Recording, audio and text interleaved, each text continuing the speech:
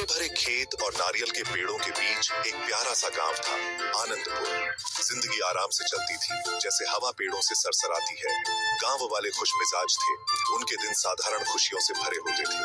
बच्चे गली मोहल्लों में खेलते कूदते, उनकी हंसी हवा में गूंजती रहती थी। किसी खूबसूरत जगह पर हमारे दो दोस्त टॉम और जेरी रहते थे।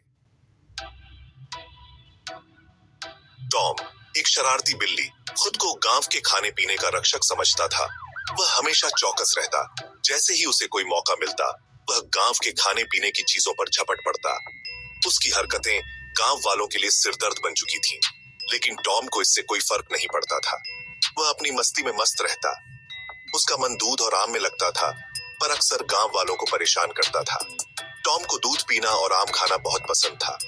वह जब भी मौका पाता, चुपके से दूध पीने और आम खाने पहुंच जाता। गांव वाले उसे भगाने की कोशिश करते, लेकिन टॉम अपनी चालाकी से हर बार बच निकलता। जेरी, एक चालाक चूहा, हर बार टॉम को चकमा दे देता था। जेरी की चालाकी का कोई जवाब नहीं था। वह हमेशा टॉम की हरकतों पर नजर रखता और सही समय पर उसे चकमा देकर भाग निकलता। टॉम को पकड़ने की उसकी हर कोशिश नाकाम हो जाती। वो चुपके से घूमता, हमेशा टॉम से एक कदम आगे रहता था। जेरी की फुर्ती और चालाकी के कारण टॉम उसे कभी पकड़ नहीं पाता। जेरी हमेशा टॉम से एक कदम आगे रहता और उसकी हर चाल को नाकाम कर देता। टॉम की हरकतें और जेरी की चालाकी गांव वालों के लिए मनोरंजन का साधन बन चुकी थी। इनकी शरारतें बच्चों के लिए मनोरंजन का साधन थी। गांव के बच्चे टॉम और जेरी की शरारतों को देखकर खूब हंसते और मजे लेते। उनके खेल खेल में होने वाले झगड़े और भागम भाग बच्चों के लिए किसी रोमांचक कहानी से कम नहीं थे। बच्चे टॉम और जेरी की हरकतों का बेसब्री से इंतजार करते। टॉम और जेरी की भागम भाग छतों और बाजारों से होती हुई देखने में मजा आता था। उनकी भागम भाग कभी छतों पर होती तो कभी बाजार। टॉम जेरी को पकड़ने के लिए हर जगह दौड़ता। एक दिन टॉम आम के पेड़ के नीचे सो रहा था। उसकी आंखें धीरे धीरे बंद हो रही थीं और वह सपनों की दुनिया में खो गया था। तभी उसने गांव के बुजुर्गों को एक छुपे हुए खजाने के बारे में बातें करते सुना। बुजुर्गों की आवाजें धीमी और रहस्यमयी थी, जैसे वे कोई बड़ा राज छुपा रहे हो। कहा जाता था कि सदियों पहले एक राजा ने गांव में कहीं खजाना छुपाया था। राजा ने खजाने को इतनी अच्छी तरह से छुपाया था कि कोई भी उसे ढूंढ नहीं पाया। एक गुप्त नक्शा पीढ़ी दर पीढ़ी चला आ रहा था, जिसमें खजाने का रास्ता था। नक्शा बहुत पुराना और जर्जर हो चुका था, लेकिन उसमें खजाने का पता साफ साफ लिखा था। खजाने का नाम सुनते ही टॉम के कान खड़े हो गए। उसकी आंखों में चमक आ गई और दिल तेजी से धड़कने लगा। उसे हमेशा से रोमांच पसंद था, खासकर अगर उसमें धन का वादा हो। टॉम ने तुरंत फैसला किया कि वह इस खजाने को ढूंढेगा। टॉम को पता नहीं था कि जेरी ने भी बुजुर्गों की बातें सुन ली थी। जेरी, जो हमेशा से टॉम के साथ शरारतें करता था, इस बार भी पीछे नहीं रहने वाला था। जेरी ने चुपके से टॉम का पीछा करने का मन बना लिया। वह जानता था कि अगर टॉम को खजाना मिला तो उसे भी उसका हिस्सा मिलेगा। टॉम ने नक्शा ध्यान से देखा और खजाने की खोज में निकल पड़ा। जेरी भी उसके पीछे पीछे चल पड़ा। दोनों के मन में खजाने का सपना था। गांव की गलियों से होते हुए टॉम और जेरी ने खजाने की खोज शुरू की। रास्ते में उन्हें कई मुश्किलें आई, लेकिन उन्होंने हार नहीं मानी। दोनों ने मिलकर हर मुश्किल का सामना किया और एक दूसरे की मदद की। उनकी दोस्ती मजबूत हो गई और खजाने की खोज और भी रोमांचक हो गई।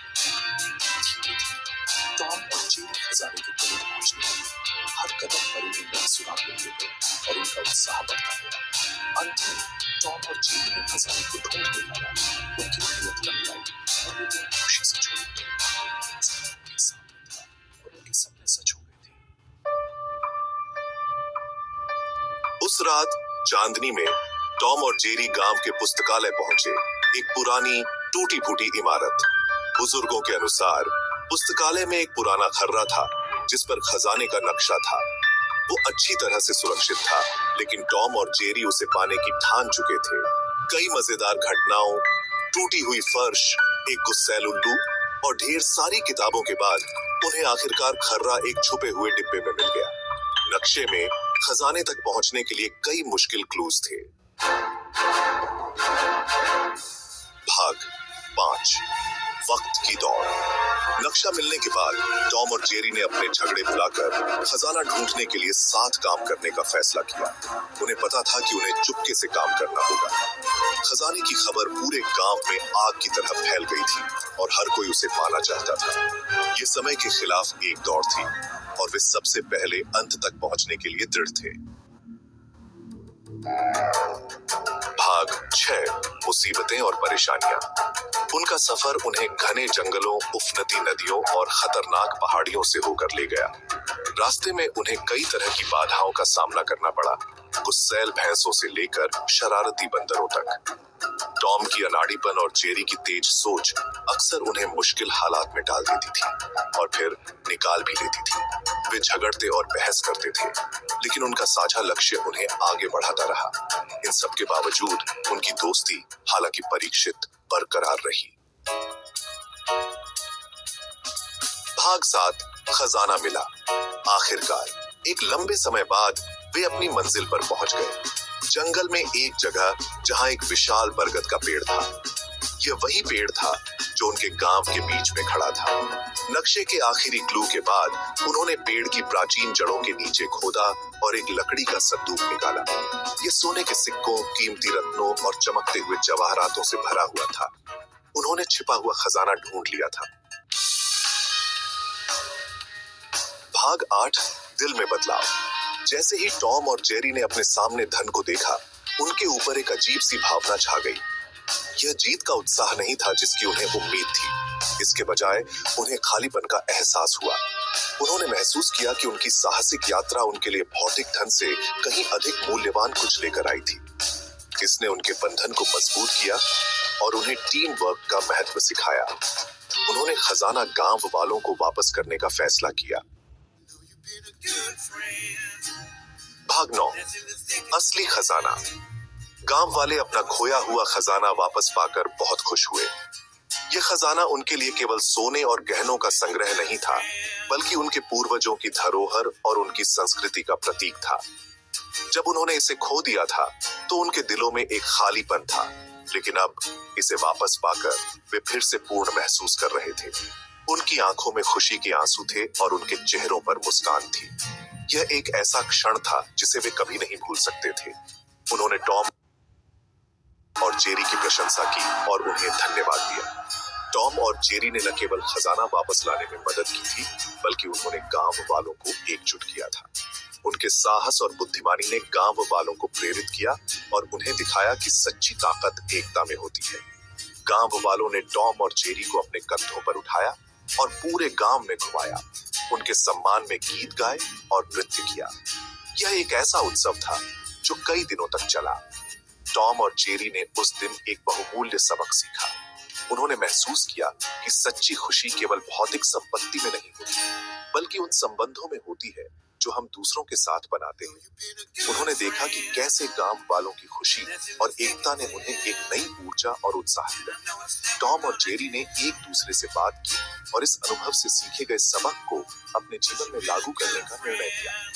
उन्होंने समझा कि सच्ची खुशी दूसरों की मदद करने और उनके जीवन में सकारात्मक बदलाव लाने में है। उन्होंने पाया कि सच्ची खुशी भौतिक संपत्ति में नहीं, बल्कि दोस्ती, दया और दूसरों की मदद करने की खुशी में है। टॉम और जेरी ने अपने इस नए दृष्टिकोण को अपनाया और गांव में हर किसी की मदद करने का संकल्प लिया।